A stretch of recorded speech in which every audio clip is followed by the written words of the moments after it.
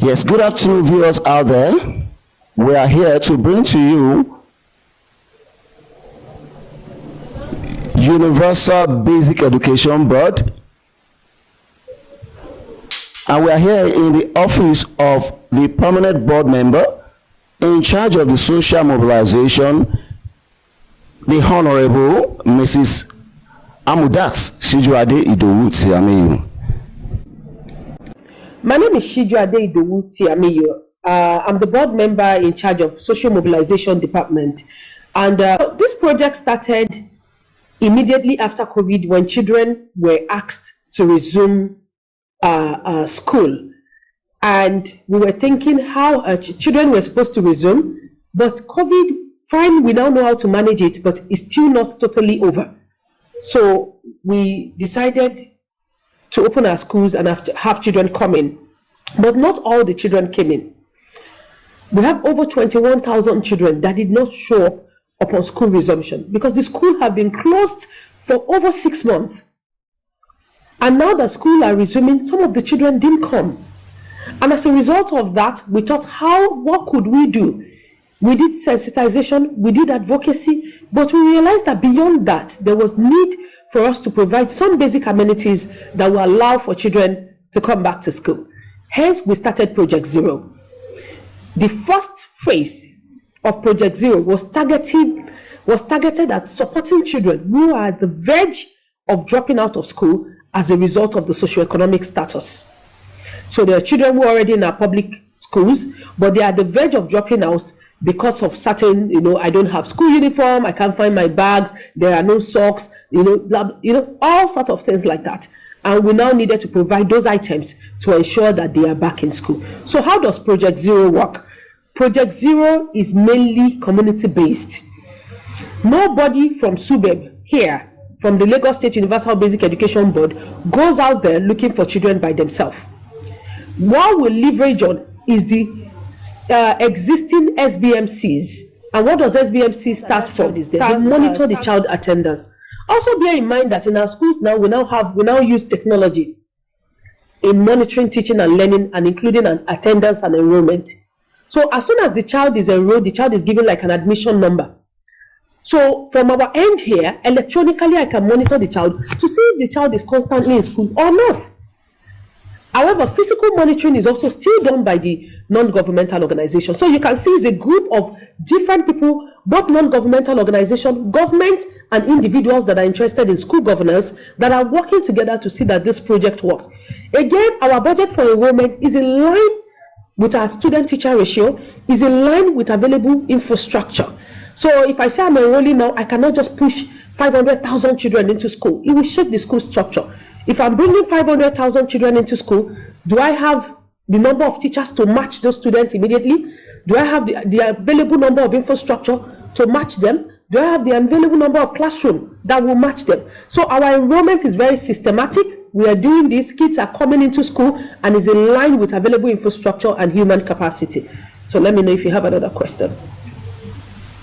Yes, you've spoken about follow-up. Is there any such solution for the secondary education, or is it after the primary school education you just ended up there? No, let me tell you something. There's a reason why primary is called basic. It's called universal basic. Primary education is a human right. Basic education is a human right. Every child should have access to basic education. It's like you having access to water. After primary education, the children are supposed to proceed to secondary. So, and when you say basic education is from year 1 to year 9. So it starts from primary 1 to GSS 3. Anything after that, the child is at liberty to continue education or engage in a vocational training to become a responsible citizen for the society. Great, thank you very much, ma'am. Besides that, what if the parents or the guardians of the child decide that the child takes up empowerment skill? Do you facilitate? Do you have any facility on ground? We refer them. So if your child is within the basic education age, we insist that the child goes to school first. You cannot bring a 6-year-old to me and say that they want to learn tailoring, for example. We would not accept that. We would advise you, for your 6-year-old to become a fantastic tailor, why not let him or her get basic education first? We are not against vocational training. What we're saying is that every child is entitled to basic education because it's a basic human right. It's an offense not to send your child to school. Thank you very much, Mrs. Shijuade. Our next question to you is, how do you get them? How do you fish them out? Yeah, I already mentioned that stands for. It stands for School-Based Management Committee. This School-Based Management Committee are members of the society that are involved with the schools. And who do you find? Who are these members? You find the Iyaloja, you find the pastors, you find the landlords and landladies, you find the imam. These are people that constitute the school-based management, permanent residents of that particular community. We believe that they are in the best position. They know their community very well. They are a recognized institution, and that they are in the best position to know what child is actually in need of this. So, and they've been very helpful. They've been working very closely with us. They've been working very closely with the local government education authority, specifically the social mobilization department at the local government education authority, to enroll identified children. Again, this project is not like it's for a specific period of time, like we're doing it for a year and after that it's over. No. It started since our school resumed after COVID. That was since when it started. It started since our school resumed after COVID, and we've been doing it since then.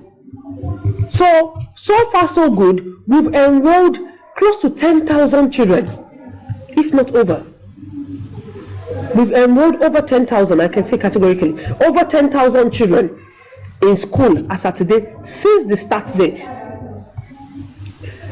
So it's not a one-off project, it's ongoing.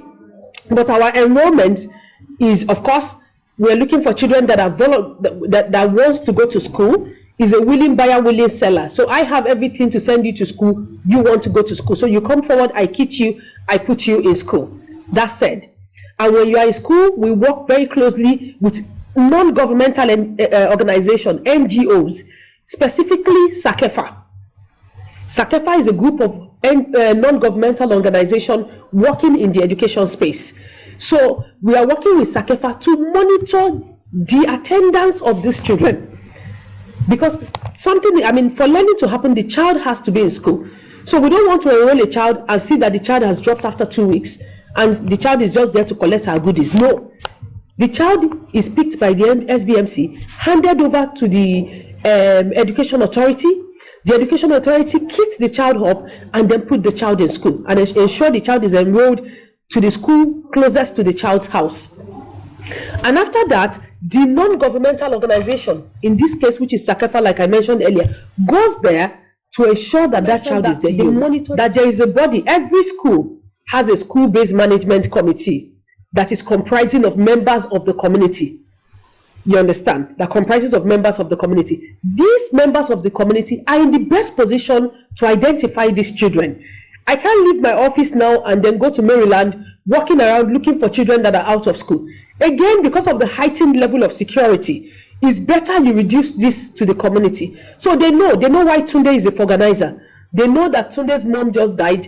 They know who is doing what. They know the children. The children are they belong to a community. They are within a space.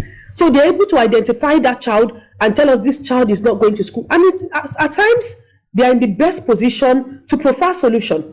At times, they've come and tell us, see, madam, the issue here is not uniform or socks. Is that this child has a very wicked stepmother. We need the government to step in and speak to the father. And in such cases, yes, we have stepped in.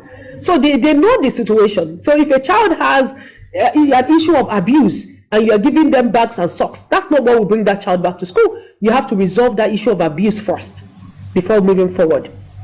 I'm very grateful for speaking with us. Thank you. Our last question is, what if we have a candidate that is above your jurisdiction? How do you do that? We refer them. Like I said earlier, if you bring like a 17-year-old, the child is already way above primary education. If you bring, let's say, a 15-year-old, of course, they are outside of the primary education age grade. So we would refer them to maybe vocational centers or for further vocational studies. We have the capacity to do such referrals. And such benefit, are they readily installed in place at the secondary all the we have skills? Yes, we have various empowerment centers. We have various empowerment centers in Lagos State. Beyond that, at the secondary school level, there are comprehensive schools where children are not only learning education, but they are also learning other vocational skills to ensure that they become an holistic individual. So there are vocational centers across Lagos State. I can categorically say that. Thank you very much, Mrs. Honorable Mrs. Amudat Sijuade Idowu. Yeah. You've spoken, you enlightened us, enlightened the public so nicely. We are so proud of you. Thank you. We are glad that you are here for us. Thank you. We'll get back to you again. Thank you so much, ma'am. Thank you. You're welcome. Thank you. Bye.